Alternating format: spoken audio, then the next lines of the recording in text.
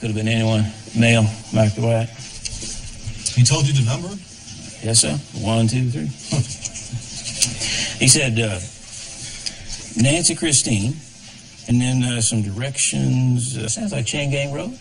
And then Isle of Brush. Next one, he tells me Nancy Carroll Paris, downstream from the Ford Road Bridge. In the water, on the downhill side, you'll find the body. The body? Yeah. This one is different. He just told me Annie Louise Dedden, Jerusalem Road, March 1967. Jerusalem Road. Union County, yeah. I mean, it just starts to sound like a prank after a while. Has to be. But he told you bodies. Yes, sir. We get prank calls in the newspaper all the time. But Gibbons says the caller told him, don't go alone, be sure and get the sheriff. The sheriff and Bill and a deputy get in a patrol car and head off for the bridge on Ford Road. That was the most accessible of the three places.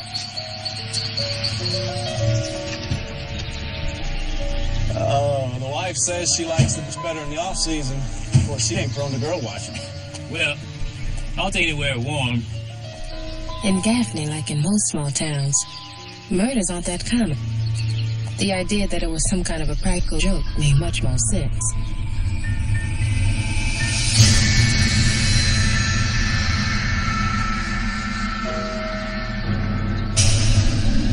She's nude, and her hair is in her face. Her legs are slightly split.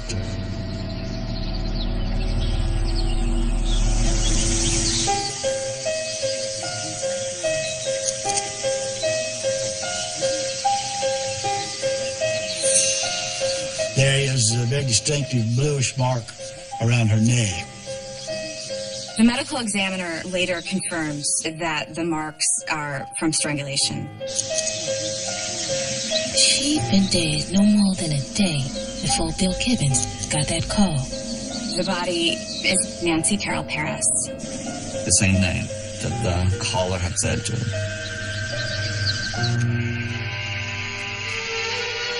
Miss Parrish used to come by my daddy's shop now and then. You can get to know people that way, seeing if they have time for a smile and a kind word. Even when she was with her husband, Monroe.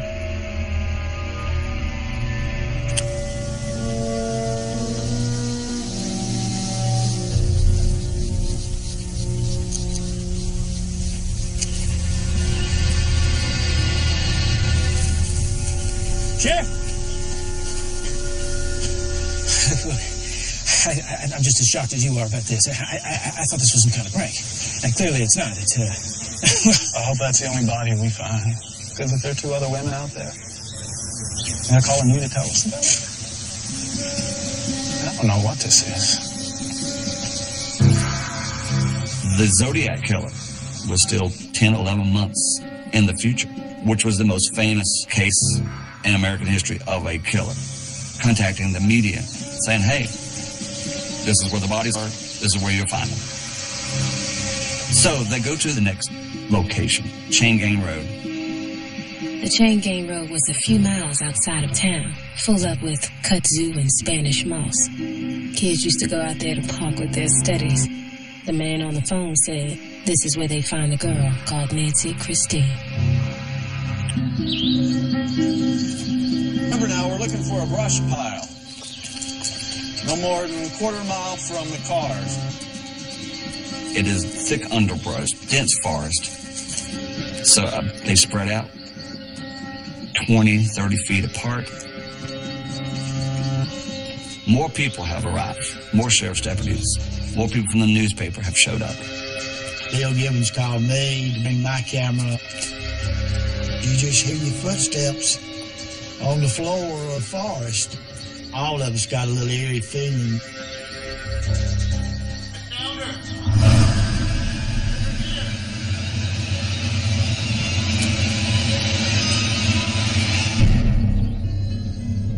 A woman's foot is sticking out from the undergrowth.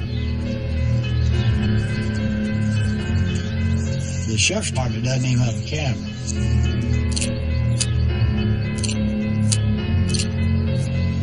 So I I was taking pictures. My God. Like the first body, the marks are from strangulation. She'd been dead at least a week and hidden in the brush like she was someone or something's secret. The other girl had been killed just yesterday and was left out for the world to see. It seemed like the devil was moving closer to Gaffney and getting older. She's just a teenager. The Reinhardt girl? Yeah, I think so. Damn it. The victim is Nancy Christina Reinhardt, Tina. She's 14. The Reinhardt girl was Tina Reinhardt.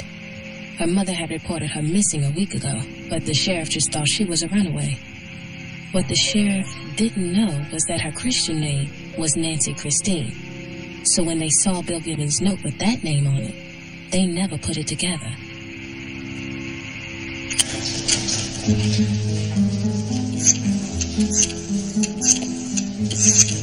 Bill Tommy down at the ledger. The caller said the third victim was out near Jerusalem Road, which is a road in Union County, which is a neighboring county. And Deadman. So they called the sheriff and the police department over there, and he says, well, that's where Miss Deadman was found. A lady named Annie Deadman was found over in Union County 6 months earlier. They found her just like our two girls, undressed and strangled. We got a pair of local girls with the same thing. No, not last year, today. You know that sinking feeling you get in the pit of your stomach when you get bad news? Thank you, Tom. Well, I imagine that's what the police felt when they heard someone was already sitting in jail for Annie Deadman's murder. Her husband is serving time for that now. He's been convicted for 9 months. Is the wrong man in jail for this murder? Did we arrest the wrong guy and leave the murderer out to kill these 2 women we just found? In Vietnam, Khe Sanh continues to be under siege. They're the first. It seemed like Bill Gibbons had found himself smack in the middle of a real-life news event. A monster was leaving a trail of women as he marched from Union County into the heart of Gaffney. And he wanted us to know he was coming.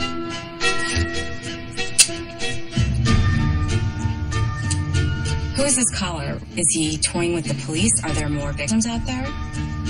Is there going to be more? In a small southern town, folks can fool themselves into thinking that they know their neighbors. But who are they really behind closed doors or alone in the woods? We would all come to learn that putting your trust in the wrong person might just be the last thing you ever do.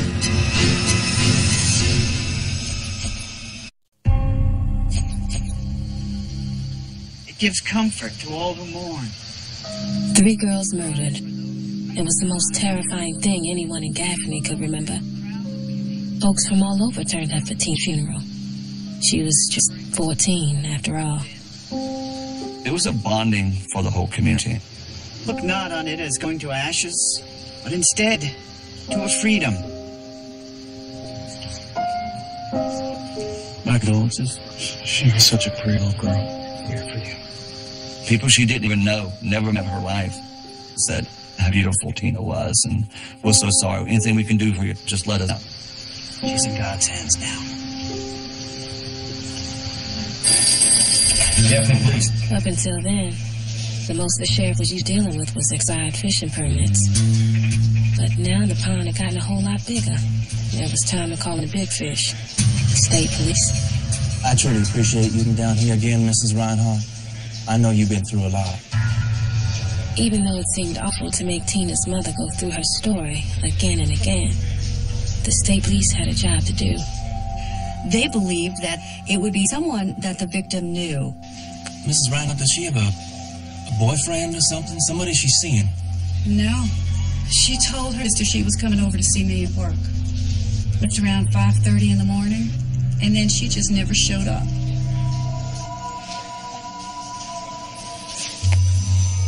Each of these women were killed from ligature strangulation. some kind of a instrument was used, not the offender's hands. Also, both victims, both Tina Reinhardt and Miss Paris, had been raped. You talked to her husband yet? Bro? No, we ain't talked to him yet. Nancy Paris, the lady they found the water below Fort Bridge, was a young housewife.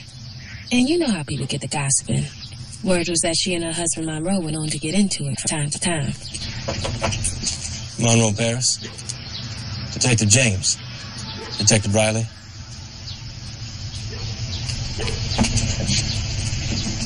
I need to ask you a few questions about Nancy.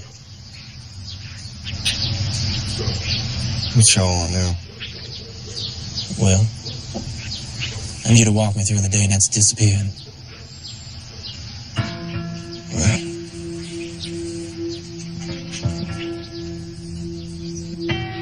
you know, we fought like a normal married couple. What'd y'all quarrel about? It's honey. Why don't you come back inside and talk about it? No, Monroe. I'm taking Juniper for a walk. A long one. Every marriage has its problems. She took Juniper and went on the street. And that was the last time that I saw her. And I saw her on that table. They talked to their neighbors. And they gave him a pretty good alibi, so it was discounted pretty quick. Can you think of anybody else who would want to harm Nancy?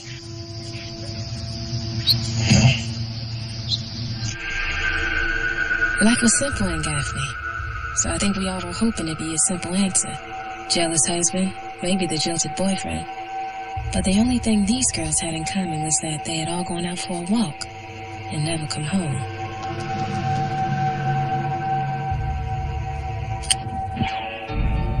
Chances are better than even that you've never heard of Gaffney, South Carolina. But a bizarre murder case is a process of changing all that.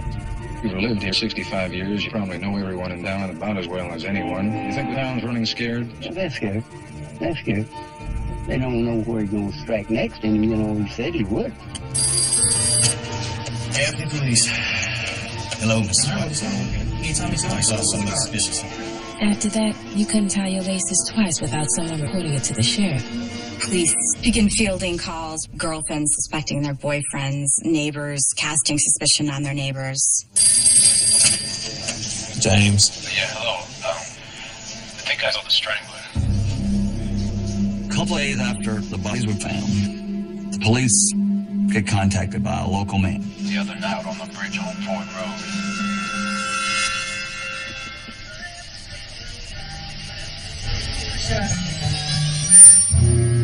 He was parked near the bridge where Miss Paris was thrown off. His description was a tall, skinny white man. What about the car? He was pretty sure it was a sedan, but could tell the color or the make or the year. The police are going, why does it take 2 days for you to come forward? Is this actually the killer? Calling him up. The man hemmed and hawed and finally said, well, I'm married and I was parked out there with a married woman. So he was protecting himself, but his conscience made him tell the police what he knew. The last few years, things between folks in Gaffney had been strained. But add a killer into the mix and it was like throwing hot sauce on a frying pan. Everyone was on edge. But there was one man in particular who was feeling the heat more than any other. Mr. Bill Gibbons.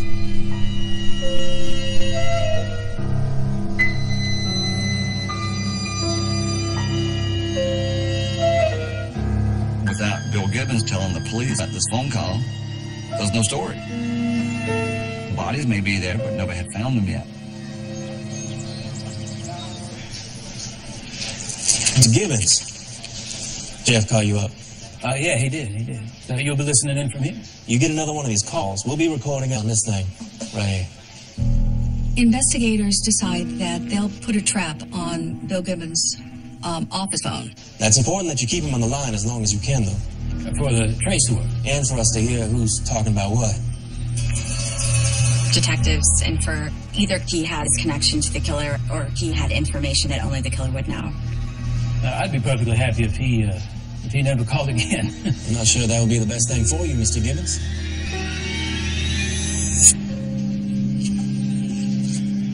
Excuse me. They're waiting. They're waiting.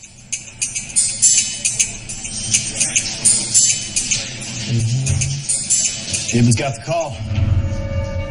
Well, can't be. We hadn't heard anything in for hours. No, not that phone. His phone at home. At his home?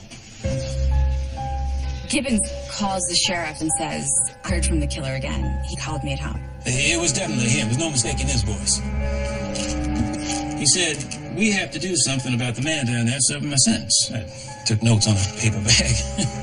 Bill Gibbons says the unidentified caller said, there's been a wrongfully convicted man in prison for the murder of Ann Dedman, and I did it. How would Roger Dedman matter to him? I don't know. Balancing the scales of justice, maybe? They get a whole slew of physical details. That's all right here. Blue shoes, red Ford Falcon with left tail light out. How do you suppose he knows to call you here at home? We're in the book, same as anybody. But how would he know? How would he know that we're listening on the phone he already called?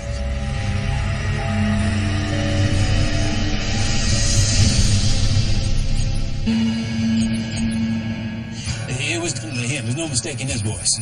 Bill Gibbons was the most trusted man in town until he started claiming that a murderer was calling him on the phone to tell him where bodies could be found. Thing was, no one but Bill Gibbons had actually spoken to him. How do you suppose he knows to call you here at home? How would he know that we're listening on the phone he already called? John, you really believe what you're saying? You think I could do this?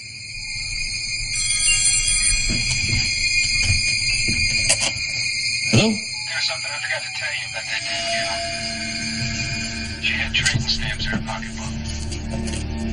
She wore an open bottom dread frills, no coat. Okay, I got that. Sir, why don't we meet face to face? You could give yourself up to me or to anyone you like. I'm psycho, Mr. Gibbons. It's not gonna happen. You need help. Now, please, let me help you. I'll get you help. The police just aren't smart enough to catch me. I'll tell you what, if they don't, there's gonna be more and more deaths. Count on it. A killer reaching out through a reporter, taunting the police. They have no point of reference for this. They're outside of their area of expertise. Next ledger comes out tomorrow. You need to keep these calls today out of it. I can't do that, John. We need him to keep calling back. I recognize, Bill, that I'm asking for a hell of a lot here. You know my family could be in danger. If he calls again, we'll be ready on both phones. You'll have your story once we catch him. It wasn't about the story. Schoolyard bullies and crank callers were tormenting Gibbons and his family. But he shook his shoulders straight and promised to keep the call secret if it would help. If only it had. The very next morning, the stringer kept his promise. Mr. Buxton. Sir? Can you tell me something about what he looks like? He was away. Opal Buxton's sister Gracie tells the police the story. Opal was on her way to school. She and her siblings have a half-a-mile walk to the main road where the bus stop was. Her sister about 50 yards behind. The sister sees a man grab Opal, toss her into the trunk of the car, slam the trunk, and speed off.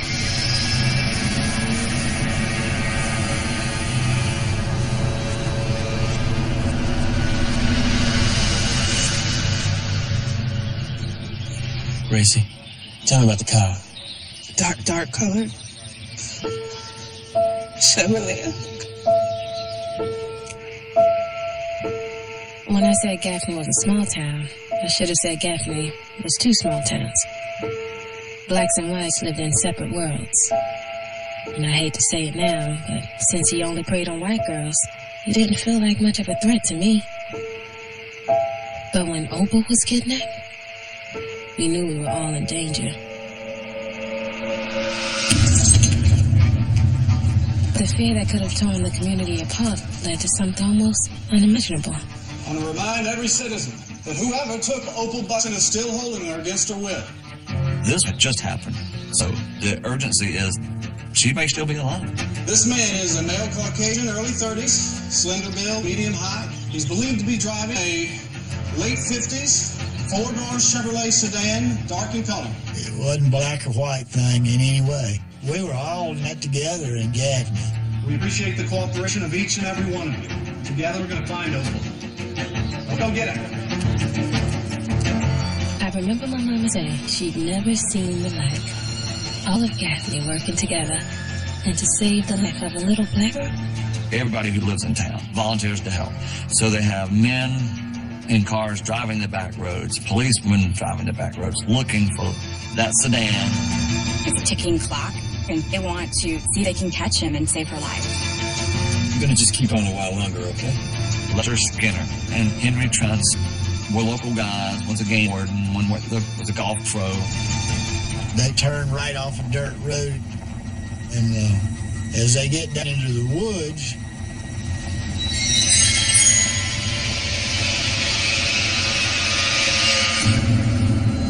Jesus, is that him? He fits the physical description, and his car fits the description. they get to a point where they can turn around, and as they turn around, he pulls out. The hell's he doing in the woods like that? See if you can write his license plate. He's going faster. Think he's gonna follow him? It's 1968. They're in the woods. There's no payphone around. What are we going to do? Do we try to run him off the road to be heroes? If he's the killer, he's killed 3 women and abducted a girl. He might do anything.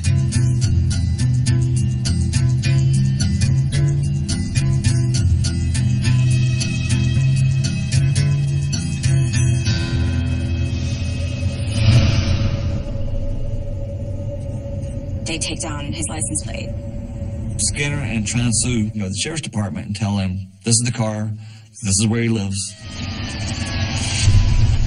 And the police go back to that house immediately.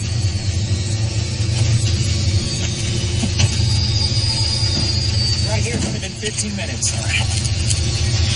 Stay back there. Cherokee police! Come out of that door!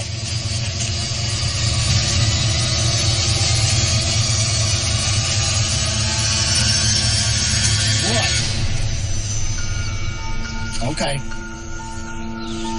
That the man you saw? Don't think so, no. Their man pulled in this driveway about 15 minutes ago. Yes, sir. Never seen him before. Can you get us to the place where I spotted the car? Yeah, but you're gonna need to follow us. Skinner and Transu showed where they saw the car backed into the woods.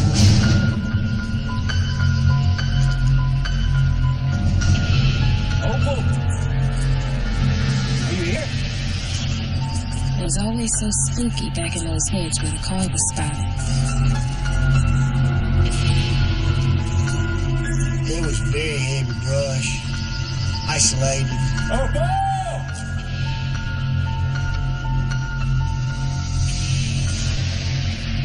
There's no sign of Opal Buxton. They don't find anything. So the police ran the tag number. EG 6911. Leroy Martin. I know Leroy. Leroy Martin was his name.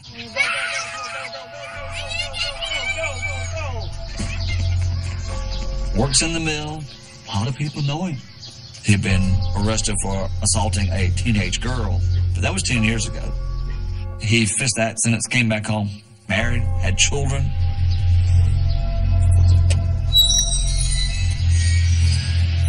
If he still had Opal alive, he was not hiding at the house. There's no hiding place in a house that small, particularly with a wife and 3 children in the house with you. Leroy Martin was a regular person, a family man. Shoot, he even used to drive us to the train station back when he was driving taxis. It seemed possible. Could Leroy really hold the key to it all? Did he know where our Opal was?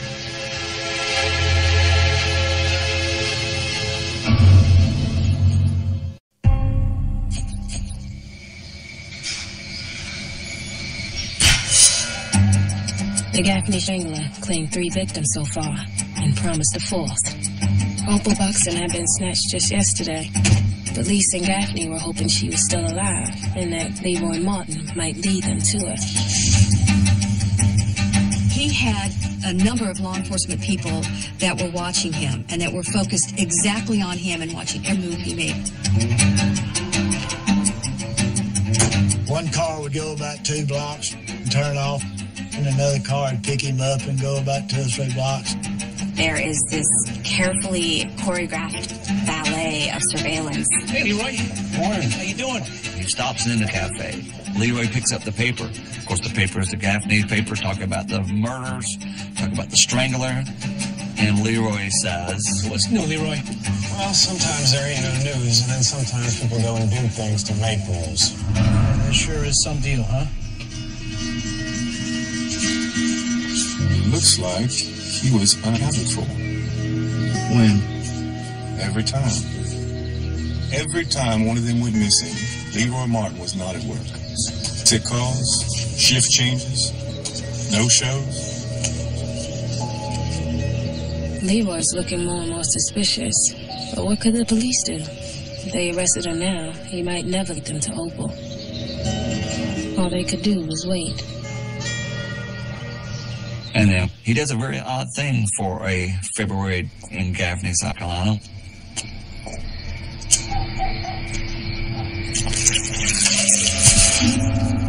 He washes his car. What the hell is he doing?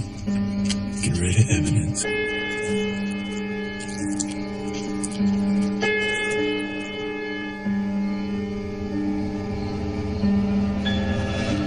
He's washing fingerprints, handprints off his windows. And they're thinking, did he have her in the back of the car? Is that where the handprints come from? It had been 5 days. They had to admit that Opal was almost certainly dead. And now what might be evidence was vanishing before their eyes.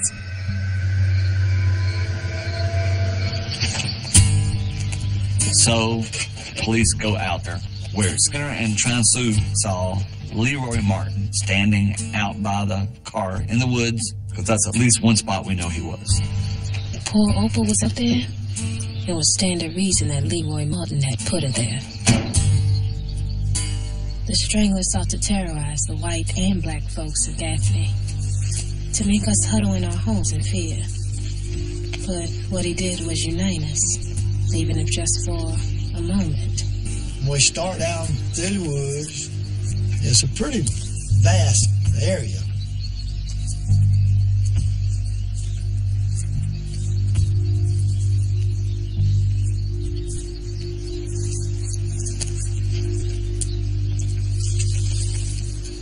I found her!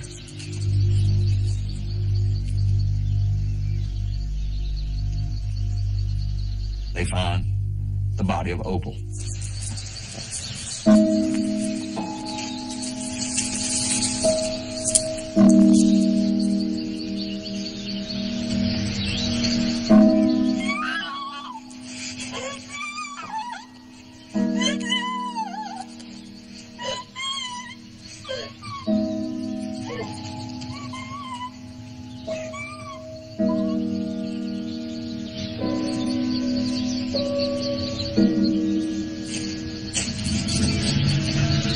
We found her.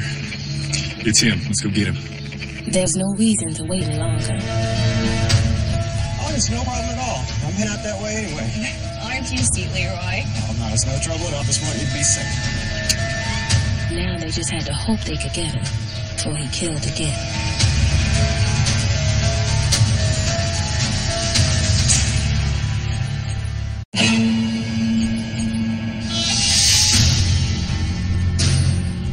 Folks who down at the mill that day said it was the strangest thing. Them coming to arrest Leroy Martin for the stranglings. And one of the poor girls who worked there just about fell over dead when she remembered her conversation with Leroy the night before. I'm heading out the way anyway. Aren't you sweet, Leroy? Oh, no, it's no trouble at all. I just want you to be safe.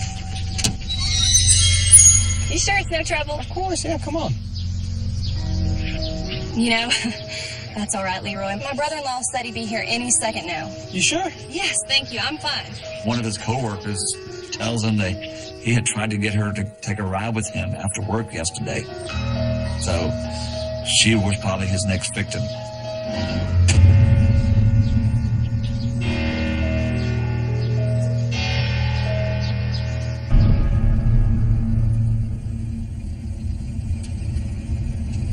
I'm telling you, boys, you got the wrong men here.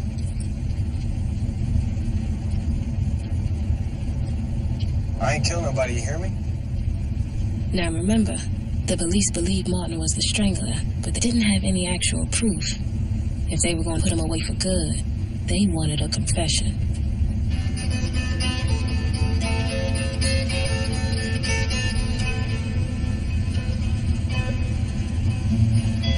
And if there's one thing they learned from those phone calls, it's that the strangler wanted attention. Hey, where are we going? This ain't the way to the courthouse. And the thing about someone who wants attention is, if you refuse to give it to them, they'll do anything to get it. Oh, you're taking me to the state capitol, ain't you? Y'all must have thought I did some awful things to those women. Some awful things. What you think happened to those women?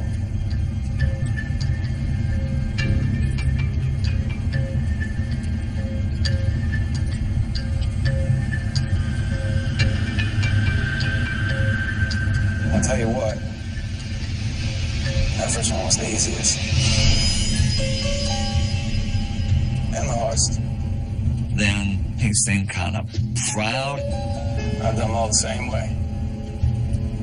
With my belt. He just opened up and started freely talking about the murders. What about that dog? Well, that dog ran away. I told her, I said, don't worry, I'll go get him. I found him. Choked him.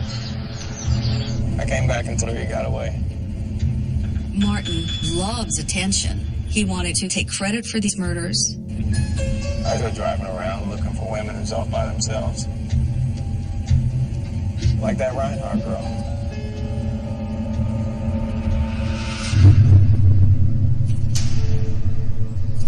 Killing those girls was bad enough.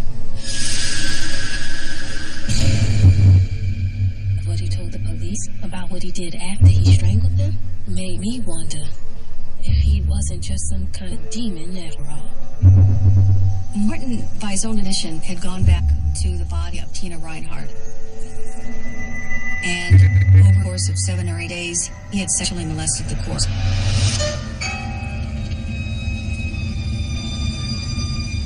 The other victims had been visited for sex also.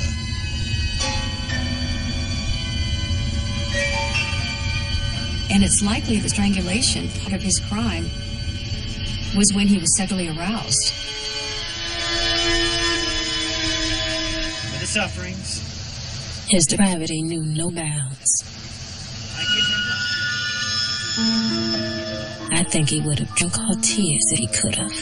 Leroy Martin had actually come to Tina's funeral. She was such a good little girl. It was so kind of you to say.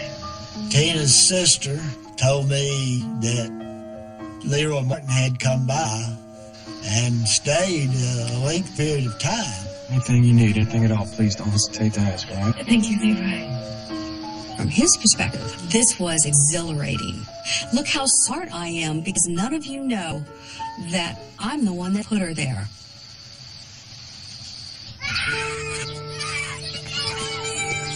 But for his one brush with all 10 years earlier, that ain't much to know about Leroy Martin. Born and raised in Gaffney, his troubles weren't worse than anyone else from around here. His daddy died young, and his stepdaddy had a temper.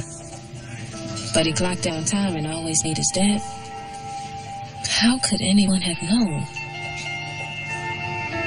Leroy Martin has the exterior trappings of normalcy. He's a nice guy. He's quiet, doesn't drink. But underneath the surface, this was an individual who was developing into a very dangerous, sexually deviant serial killer. But his development was subtle, and it occurred over a period of time. Just like the boogeyman from the stories my brother used to tell. Leroy Martin had started tapping on the window pane. And as his bloodlust grew, tapping got louder, closer to our homes. And that might be the scariest thing about Leroy Martin.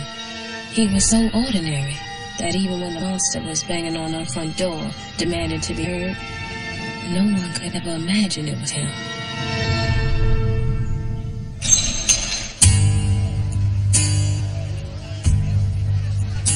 Leroy Martin was convicted of 4 murders, 4 life sentences without parole. The ultimate legacy is the stories that still permeate through South Carolina. The bridge is a spot that people go to a lot. There's always these stories that there's streams of girls. It's really strange. I can just be walking around trees or near woods, and I think about it.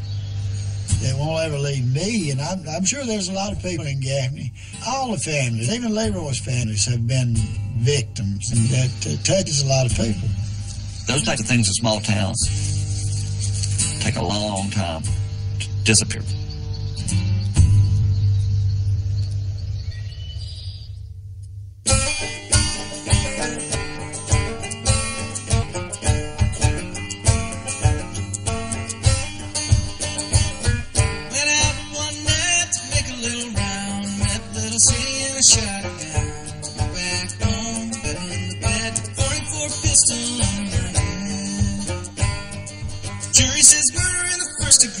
Says, oh Lord, have mercy on me. Old Judge White picks up his pen, says you'll never kill no woman again.